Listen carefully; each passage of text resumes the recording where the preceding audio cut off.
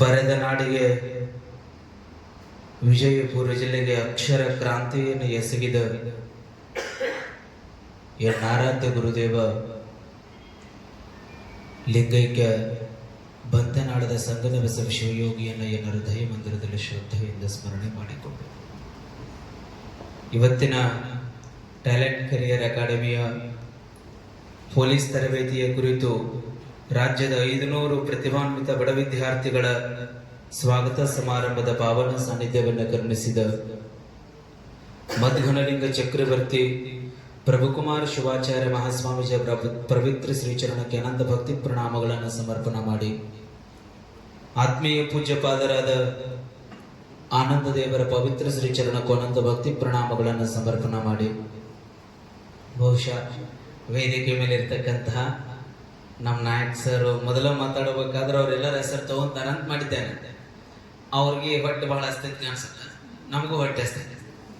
ಹಾಗಾಗಿ ಈ ವೇದಿಕೆ ಮೇಲೆ ಕುಳಿತಿರ್ತಕ್ಕಂತಹ ಎಲ್ಲ ಗೌರವಾನ್ವಿತ ಮುಖ್ಯ ಅತಿಥಿಗಳಲ್ಲಿ ಮೊದಲಿಗೆ ಅನಂತ ಭಕ್ತಿ ಪ್ರಣಾಮಗಳನ್ನು ಸಮರ್ಪಣೆ ಮಾಡಿ ವೇದಿಕೆಯ ಮುಂಬದಿಯಲ್ಲಿ ಭವಿಷ್ಯವನ್ನು ನಿರ್ಮಾಣ ಮಾಡಿಕೊಳ್ಬೇಕು, ಕನಸುಗಳನ್ನು ಈಡೇರಿಸಿಕೊಳ್ಬೇಕು ಅನ್ನುವಂಥ ಆಶಾ ಭಾವನೆಯನ್ನು ಇಟ್ಟುಕೊಂಡು ಬಂದಿರತಕ್ಕಂತಹ ಎಲ್ಲ ವಿದ್ಯಾರ್ಥಿಗಳೇ, ತಮ್ಮೆಲ್ಲರಿಗೂ ಸಹಿತ ಅನಂತ ಶರಣಾರ್ಥಿಗಳು.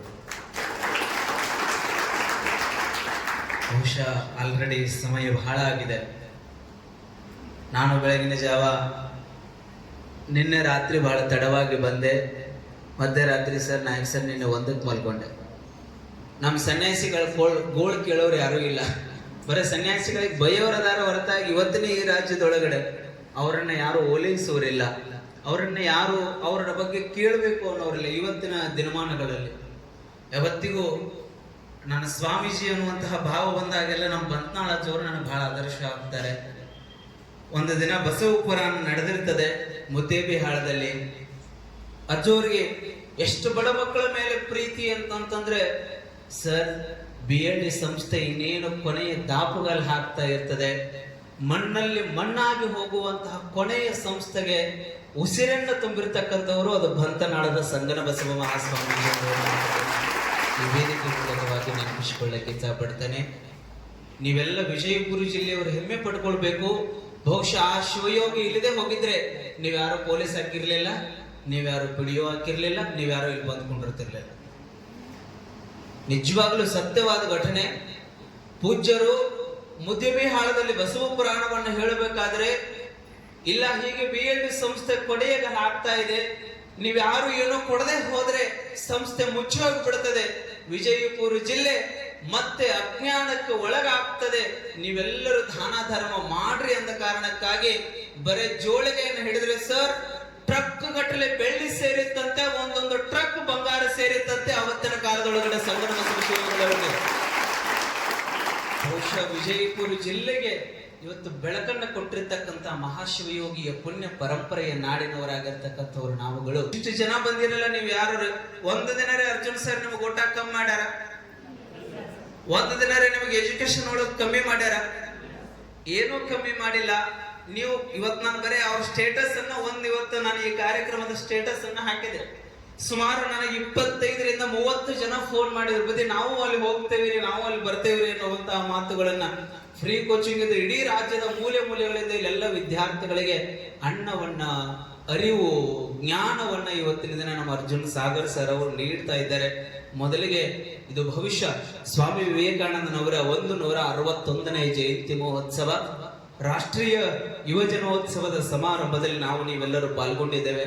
ಬಹುಶಃ ನಮ್ಮ ನಾಯಕ್ ಸರ್ ಮಾತಾಡ್ಬೇಕಾದ್ರೆ, ಇನ್ನೊಬ್ರು ಸರ್ ಯಾರೋ ಮಾತಾಡಿದ್ರು, ಪಾಟೀಲ್ ಸರ್ ಮಾತಾಡ್ಬೇಕಾದ್ರೆ ಬಹಳ ಅದ್ಭುತವಾಗಿರ್ತಕ್ಕಂತಹ ಮಾತುಗಳನ್ನು ಅವ್ರು ಮಾತನಾಡಿದ್ರು. ಬಹುಶಃ ಇಲ್ಲಿ ಬಂದವರೆಲ್ಲರೂ ನೀವೇನು ಶ್ರೀಮಂತಿಗೆ ಮಣಿತನದಿಂದ ಬಂದಂಥವರಲ್ಲ, ನಾನು ಏನು ಬಹಳ ಶ್ರೀಮಂತ ಮಣಿತನದಿಂದ ಬಂದಂಥವರಲ್ಲ. ನಾವು ಜಂಗಮರು ಅಂದ ಬಳಿಕ ನಮ್ದು ಎಷ್ಟ ಕೆಟ್ಟ ಪರಿಸ್ಥಿತಿ ಅಂತಂದ್ರೆ, ಇನ್ನೊಬ್ಬರ ಮನೆಯೊಳಗೆ ಹೋಗಿ ಜೋಳಿಗೆ ಹಿಡ್ಕೊಂಡು ಬಂದಾಗ ಮಾತ್ರ ನಮ್ಗೆ ಹಿಟ್ಟು ಬಂದಾಗ ನಮ್ಮ ರೊಟ್ಟಿ ಹೊಡೆದು ಹಾಕ್ತಿದ್ದೆ ಹೊರತಾಗಿ, ಇಲ್ಲ ಅಂದ್ರೆ ಅವತ್ತಿನ ದಿನ ಉಪವಾಸದ ದಿನಗಳನ್ನು ಕಳಿಬೇಕಾಗಿತ್ತು. ನಾವು ಶಿವಯೋಗ ಮಂದಿರಕ್ಕೆ ಹೋಗ್ಬೇಕಾದ್ರೆ ನಿಮಗೆ ಸತ್ಯ ಮಾಡಿ ಹೇಳ್ತೇನೆ, ಈ ಜಾಗದಲ್ಲಿ ಸುಳ್ಳು ಹೇಳೋದಿಲ್ಲ. ನೀವೆಲ್ಲರೂ ವಿದ್ಯಾರ್ಥಿಗಳು, ನಾನು ವಿದ್ಯಾರ್ಥಿ. ನಮ್ಮ ಮನೆಯಲ್ಲಿ ಹಸಿವನ್ನ ತಾಳದೆ ಶಿವಯೋಗ ಮಂದಿರಕ್ಕೆ ನಾವೆಲ್ಲರೂ ಹೋದಂಥವ್ರು.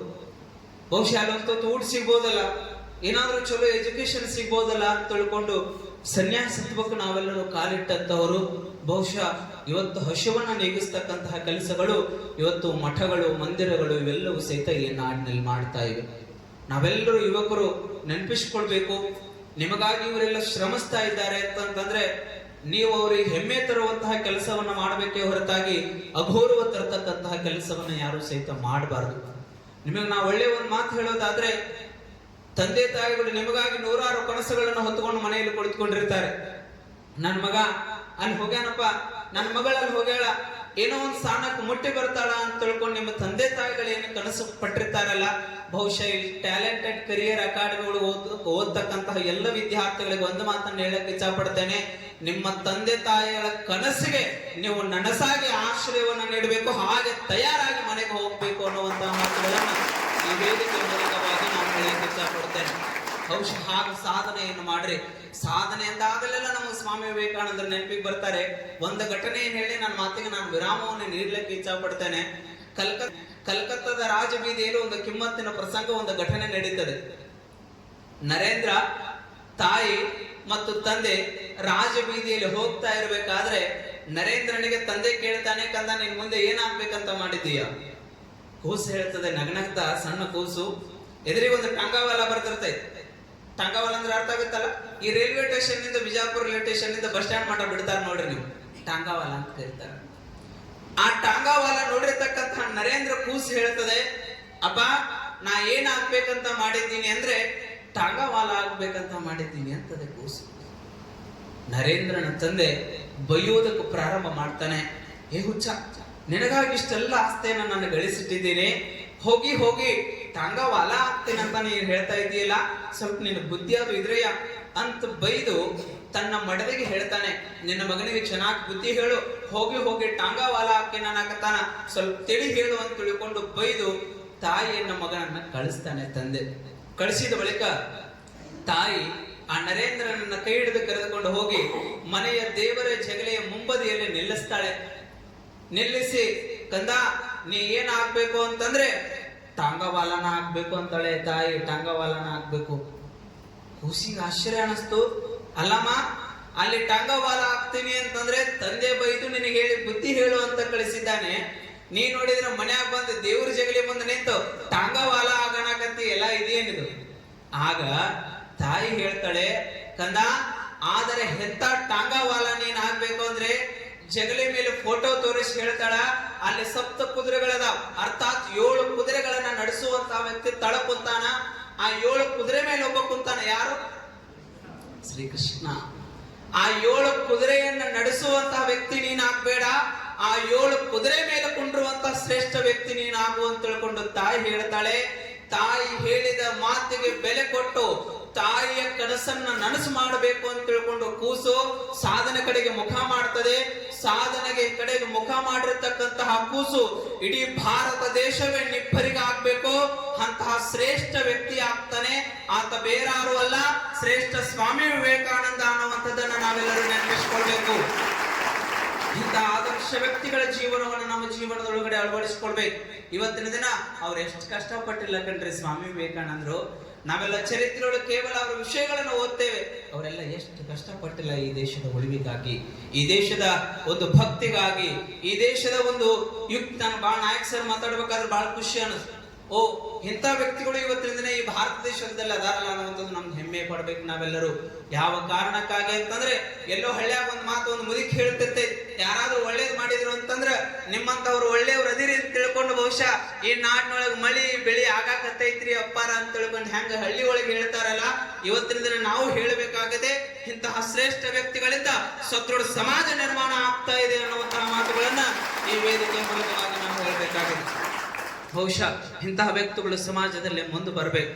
ನೀವೆಲ್ಲ ಬಂದಾಗ ಮಾತ್ರ ಇಂತಹ ಮಕ್ಕಳು ಏನಾದ್ರೂ ಸ್ಥಿತಿಯನ್ನ ಕಾಣ್ಲಿಕ್ಕೆ ಸಾಧ್ಯ ಇದೆ ಹೊರತಾಗಿ ನೀವು ಯಾರಾದ್ರೂ ಮುಂದೆ ಬರಲಿಲ್ಲ ಅಂದ್ರೆ ಈ ಮಕ್ಕಳು ಎಲ್ಲ ಮತ್ತೆ ಮನೆಯ ಮೂಲೆಯನ್ನ ಹಿಡಿಬೇಕಾಗ್ತದೆ.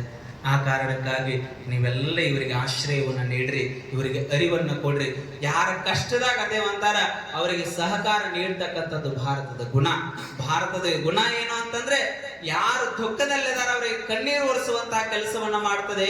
ಯಾರು ಹೊಟ್ಟೆ ಹಸಿವಿನಿಂದ ಬಳಲುತ್ತಾ ಇದ್ದಾರೆ ಅವರಿಗೆ ಒಂದು ತುತ್ತು ಅನ್ನವನ್ನಿಕ್ಕುವ ದೇಶದ ಸಂಸ್ಕೃತಿ ಎಲ್ಲಾದ್ರೂ ಇದ್ರೆ ಅದು ನನ್ನ ಭಾರತ ದೇಶದಲ್ಲಿ ಮಾತ್ರ ಅನ್ನುವಂಥದ್ದನ್ನ ನಾವು ನೀವೆಲ್ಲರೂ ಹೆಮ್ಮೆ ಪಡ್ಕೊಳ್ಬೇಕು.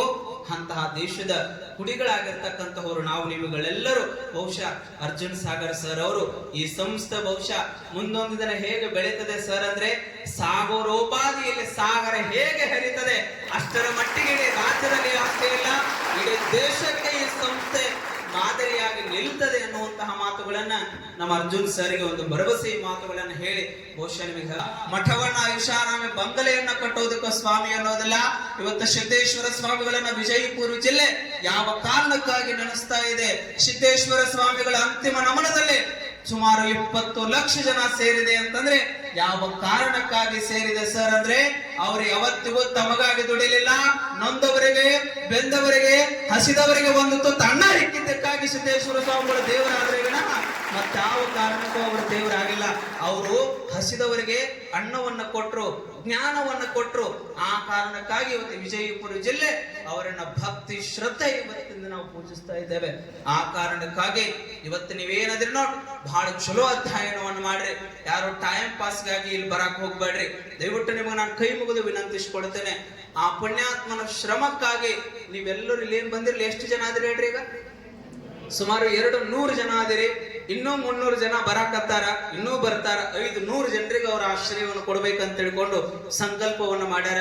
ಬಹುಶಃ ಇಲ್ಲಿ 500 ಜನರೊಳಗ ನನ್ನ ಆಸೆ ಏನೈತೆ ಅಂದ್ರ 400 ಅಲ್ಲ 500ಕ್ಕೂ 500 ಜನ ಪೊಲೀಸ್ ನೌಕರಿ ಒಳಗೆ ನಿಂತು ನಮ್ಮ ಅರ್ಜುನ್ ಸರ್ ಮುಂದೆ ನಿಂತಿರ್ಬೇಕು. ನೀವು ಸೆಲೆಕ್ಟ್ ಹೊಡಿಬೇಕು. ಅವಾಗ ಏನ್ ಮಾಡ್ಬೇಕು? ಸೆಲೆಕ್ಟ್ ಹೊಡಿಬೇಕು. ಸರ್, ನೀವು ಅನ್ನ ಆಶ್ರಯ ಅರಿವು ನೀಡಿದ್ದಕ್ಕಾಗಿ ಈ ಸ್ಥಾನದೊಳಗೆ ನಾವು ಬಂದು ನಿಂತಿದ್ದೇವೆ ಅಂತ ತಿಳ್ಕೊಂಡು ಹೇಳಬೇಕು. ಬಹುಶಃ ನನಗೆ ಹೆಮ್ಮೆ. ಅವ್ರ ಶಿಷ್ಯನನ್ನ ಈ ವೇದಿಕೆ ಮೇಲೆ ನೋಡಿದಾಗ ನಾನು ಬಹಳ ಖುಷಿ. ಯಾಕಂತಂದ್ರೆ ನಾವು ಪೊಲೀಸರು ಕೇಳಿದ್ವಿ, ಎಷ್ಟು ಜನ ನಿಮ್ಮ ಇದ್ರೊಳಗೆ ಸಂಸ್ಥೆಯೊಳಗೆ ತಯಾರಾಗಿ ಹೋಗ್ಯಾರಿ ಅಂತಂದಾಗ ಸುಮಾರು 45,000ಕ್ಕೂ ಅಧಿಕ ಜನ ಇಲ್ಲಿ ತಯಾರಾಗಿ ಹೋಗಿದ್ದಾರೆ ಸ್ವಾಮೀಜಿ. 2,000ಕ್ಕೂ ಅಧಿಕ ಜನ ಇವತ್ತು ಗೌರ್ಮೆಂಟ್ ನೌಕರಿಯಲ್ಲಿ ಇದ್ದಾರೆ ಅನ್ನುವಂತಹ ಮಾತುಗಳನ್ನು ಹೇಳ್ತಾ ಇದ್ರು. ಬಹಳ ಖುಷಿ ಆಯ್ತು. ಮುಂಬರುವ ದಿನಮಾನಗಳಲ್ಲಿ ಸಂಸ್ಥೆ ದೊಡ್ಡ ಹೆಸರನ್ನ ಮಾಡ್ತದೆ ಎನ್ನುವಂತಹ ಮಾತುಗಳನ್ನ ತಮ್ಮೆಲ್ಲರಿಗೂ ಸಹಿತ ತಿಳಿ ಹೇಳಿ ನಿಮ್ಗೆಲ್ಲರ ಮುಖ ನೋಡಿದ್ರೆ ನಮ್ಮ ಉತ್ತರ ಕರ್ನಾಟಕದೊಳಗೆ ಬಿಜಾಪುರದೊಳಗೂ ಒಂದು ಮಾತಾಡ್ತಾರೆ, ಕೆಟ್ಟ ಬಿಸಿಲಾಗ ಹೊಲಕ್ಕೆ ಹೋಗ್ಬಾರ್ದಂತ ಹೊಟ್ಟಸ್ತ ಮುಖ ನೋಡಬಾರ್ದಂತ. ಬಹುಶಃ ಮೊದಲು ಬಂದು ಕುಂತಾಗ ನಾವೆಲ್ಲ ವೇದಿಕೆ ಮೇಲೆ ಅತಿಥಿಗಳು ನಿಮ್ಗ ಎಷ್ಟು ಚಂದ ಕಾಣಕತ್ತಿದ್ದೇವೆ ಅಂದ್ರೆ, ಹೂವ ಹಾಕೋರ್ ಯಾರು, ಶಾಲ್ ಹಾಕೋರ್ ಯಾರು, ಮಾಲೆ ಹಾಕೋರ್ ಯಾರು, ಮುಂದೆ ಕುಂತು ನೀವು ಚಪ್ಪಾಳೆ ಹೊಡಿದೋಡೆ ನನಗೆ ಗಾಬರಿ ಆಗೈತಿ. ಎಷ್ಟು ಮಾತಾಡಿದ್ರೆ ಚಪ್ಪಾಳೆ ಹೊಡಕಲ್ರಿ, ಹೊಟ್ಟೆ ಹಸ್ತೈತಿ, ಹೊಟ್ಟೆ ಹಸ್ತೈತಿ. ಮುಂದೆ ಏನು ಮಾತಾಡೋ ಬೋದ್ನ ನಡೆಯೋದಿಲ್ಲ, ಹೊಟ್ಟೆ ಹಸ್ದಾಗ. ನಮ್ಮ ಅಜ್ಜವ್ರು ಪದೇ ಪದೇ ಒಂದು ಮಾತು ಹೇಳ್ತಾ ಇದ್ರು, ಒನ್ ಡೇ ಪಿಕ್ನಿಕ್ ಕರ್ಕೊಂಡು ಹೋಗಿದ್ರ ಅಂತ. ಈಗ ಒನ್ ಡೇ ಪಿಕ್ನಿಕ್ ಅಂದ್ರೆ ಗೊತ್ತಾಗತ್ತಿಲ್ಲ ಏನದು? ಜನ ಹುಡುಗರು ರೆಡಿ ಆಗಿದ್ರು, ಬಸ್ ಹತ್ತಿಸಿದ್ರು. ಬಸ್ ಹತ್ತಿಸಿ ಬೆಳಗ್ಗೆ ಸ್ವಲ್ಪ ಟಿಫನ್ ಮಾಡಿಸ್ತಾರೆ. ನೀವು ನೋಡ್ರಿ, ಎಲ್ಲೇ ಹೋಗ್ಬೇಕಾದ್ರು ಶಾಲೆಗೂ ಸ್ವಲ್ಪ ಉಪ್ಪಿಟ್ಟು ಮಾಡಿರ್ತಾರೆ, ಉಪ್ಪಿಟ್ಟು ತಿನ್ನಿಸಿ ಬಸ್ ಹತ್ತಿಸ್ತಾರೆ. ಮಧ್ಯಾಹ್ನ ಎಲ್ಲರೂ ಊಟ ಮಾಡೋಣ, ಮಧ್ಯಾಹ್ನ ಊಟ ಮಾಡೋಣ ಅಂತ ತಿಳ್ಕೊಂಡು ಬೆಳಗ್ಗೆ ಒಂದು ಇಟ್ಟು ಉಪ್ಪಿಟ್ಟು ತಿನ್ನಿಸಿ 50 ಜನರ ಬಸ್ ಹತ್ತಿಸಿದ್ರು. ಸರ್ ಆಯ್ತು ಅಂತ ತಿಳ್ಕೊಂಡು ಐಹೊಳೆ ಪಟ್ಟದ ಕಲ್ ಮಾಕೋಟ್ ಶಿವಮುದ್ರಿಗೆ ಎಲ್ಲ ತಿರುಗಾಡ್ಸ್ಕೊತ ಬಂದು ಮಧ್ಯಾಹ್ನ 3 ಗಂಟೆ ಆಯ್ತು. ಹುಡುಗರಿಗೆ ಭಯಂಕರ ಹೊಟ್ಟೆ ಹಸ್ಬಿಟ್ಟது. ಸರ್ ಹೊಟ್ಟೆ ತುಂಬಾ ಹಸಿತಾ ಇದೆ, ದಯವಿಟ್ಟು ಊಟಕ್ಕೆ ಏನಾದ್ರು ಕೊಡಿ. ಹಾಗಂದಾಗ ಸರ್ ಅಂದ್ರು, ಕಂದ ಈ ಪ್ಲೇಸ್ ಚೆನ್ನಾಗಿಲ್ಲ, ಮುಂದಿನ ಪ್ಲೇಸ್ ಒಳಗಡೆ ಊಟ ಮಾಡಿ. 4:15 ಆದ್ರೆ ಸರ್ ಹೋಗಿ ಕೇಳಿದ್ರು, ಸರ್ ಹೊಟ್ಟೆ ತುಂಬಾ ಹಸಿತಾ ಇದೆ, ದಯವಿಟ್ಟು ಕೊಂಚ ಊಟಕ್ಕೆ ಏನಾದ್ರು ಕೊಡಿ. ಹುಡುಗರಿಗೆಲ್ಲ ಹೇಳಿದ್ರು, ಅಂದ ನಾನು ಸ್ವಲ್ಪ ತಡ್ಕೊಳ್ರಿ, ಈ ಪ್ಲೇಸ್ ಗಲೀಜಿದೆ, ಚೆನ್ನಾಗಿಲ್ಲ, ಮುಂದಿನ ಪ್ಲೇಸ್ ಒಳಗಡೆ ಹೋಗಿ ಊಟ ಮಾಡಿಸ್ತೇನೆ. ಹೀಗಂದು ಮಾಸ್ತರ್ ಎಲ್ಲಿಗೆ ಬಂದ ಅಂದ್ರೆ ಸಾಯಂಕಾಲ 6ಕ್ಕೆ ಜೋಗ ಜಲಪಾತಕ್ಕೆ ಬಂದ. ಸರ್ ಅದ್ರಲ್ಲ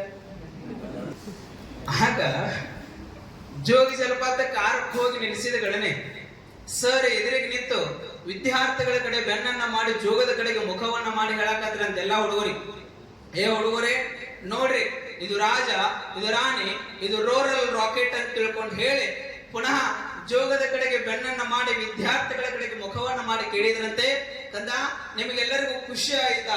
ಬೆಳಗ್ಗೆ 6ರಿಂದ ಸಾಯಂಕಾಲ 6ರವರೆಗೆ ಪುಣ್ಯ ಕ್ಷೇತ್ರಗಳನ್ನ, ಅವಿಮುಕ್ತ ಕ್ಷೇತ್ರಗಳನ್ನ, ದೇವಸ್ಥಾನಗಳನ್ನ, ನಿಮಗೆಲ್ಲಾ ಚೆನ್ನಾಗಿರ್ತಕ್ಕಂತಹ ಪ್ಲೇಸ್ ಗಳನ್ನ ತೋರಿಸ್ಕೊಳ್ತಾ ಬಂದಿದ್ದೇವೆ, ಎಲ್ಲರಿಗೂ ಖುಷಿ ಆಯ್ತಾ ಅಂತ ಕೇಳಿದಾಗ ಆಗ ಹೇಳಿದ್ರಂತ 49 ಜನ ಒಂದೇ ಒಂದು ಉತ್ತರದಿಂದ, ಒಂದೇ ಒಂದು ಧ್ವನಿಯಿಂದ, ಸರ್ ನಮಗೆ ತುಂಬಾ ಸಂತೋಷವಾಗಿದೆ, ತುಂಬಾ ಆನಂದವಾಗಿದೆ. ಅದ್ರಾಗ ಒಬ್ಬ ಎತ್ತಿ ಅಂತ ಹೇಳಿದ್ ನಾನು, ಸರ್ ನಮಗಿನ್ನೂ ಖುಷಿ ಆಗಿಲ್ಲ ನಮಗ. ಅಲ್ಲೋ ಮಾರಾಯ, ಬೆಳಗ್ಗೆ 6ರಿಂದ ಸಾಯಂಕಾಲ 6 ಮಠ ತಿರುಗಾಡ್ಸಕತ್ತೇನಿ, ಇನ್ನೂ ನಿನ್ನ ಖುಷಿ ಆಗಿಲ್ಲ ಅನ್ನಕತ್ತಿ. ಮತ್ತೆ ಏನ ನೋಡಿದ್ರೆ ನಿನ್ನ ಖುಷಿ ಆಕತಿ ಹೇಳು ಅಂದಾಗ ಅವ ಅಂದಂತ, ಸರ್ ನಿಮ್ಮನ್ನ ಯಾವಾಗ ಜೋಗಿ ಜಲಪಾತದಾಗ ಹೋಗೈತಿ ಅವ ಖುಷಿ ಆಕತ್ತ. ಯಾಕೆ ಹೇಳ್ರಿ? ಹಾ ಹೊಟ್ಟೆ ನಮ್ಮ ನೋಟ್ರು ಇಲ್ಲಿಂದ ಕಿಟಕಿಯಾಗ ಹೊರ ಹೋಗೋದ್ರೆ ನಾವೇನ್ ಮಾಡೋದು? ಹಾಗೇನಿಲ್ಲ. ಬಹುಶಃ ಹೊಟ್ಟೆ ಹಸಿದ ಕಾರಣಕ್ಕಾಗಿ ಇನ್ನು ವೇದಿಕೆ ಮೇಲೆ ಅನೇಕ ರೀತಿಯ ಗೌರವಾನ್ವಿತ ಮುಖ್ಯ ಅತಿಥಿಗಳು ಮಾತನಾಡಬೇಕು. ಬಹುಶಃ ಇದು ಸಂಸ್ಥೆ ಮುನ್ನಡೆಯಲಿ.